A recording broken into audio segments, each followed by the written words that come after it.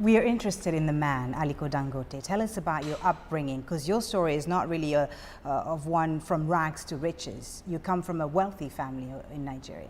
Well, I came from a wealthy family. My grandfather was my great-grandfather from my mother's side was actually very, very wealthy, Alassane Tata. And then his son, also Sanusi Tata, whom really raised me up because, I lost my dad at the age of 8. And, so after educating me, he gave me a loan of which I was grateful, and I paid back in 3 months, because business was so good. And, I was able to establish myself from the trading to, manufacturing, and now to a lot of daring things, like right. Refinery, the agricultural process that we're doing, and also the, fertilizer. Right. As you say, your business spans a lot of different sectors: cement, flour, salt. Yes. Let me just ask you this. Why commodities in a country like Nigeria, where oil is king? Why not get into the oil business right away? Well, you see, at first, really, what we thought of doing as a company, we said that, look, let us work very, very hard and get there first.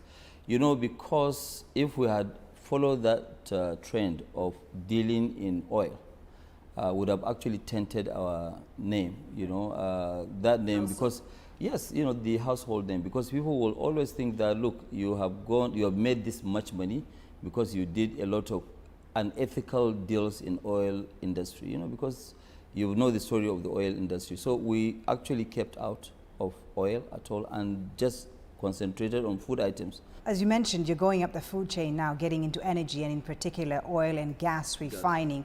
Nigeria has a lot of oil, but not a lot of refined gas, and it has to import most of the motor fuel and fossil fuel. Yeah, more than 90%. Of course, and a lot of people feel that Africa could grow a lot faster with more of its own refinery capacity. So tell us about this project that you've started, and also, how tough is it going to be for you? I mean, it must be very challenging, because you're going to be competing against the European, the Chinese, and the American companies who are all elbowing each other to satisfy Africa's energy needs. What we're going to do now, really, we're going to do 500,000 barrels. It was 400,000, but we upped it now to 500,000 barrels of oil refining per day. Then petrochemical of polypropylene of 750,000.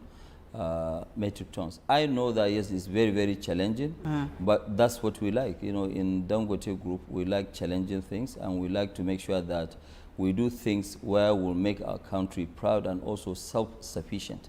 So once we do this, Nigeria will never ever import any oil at all. No petroleum products, zero. We'll meet up the full capacity, and we've taken up a land that will allow us to grow 3 times. So we have plans of also further growth. But the challenges, I think, will be able to surmount most of them, because, number one, we're a local domesticated refinery.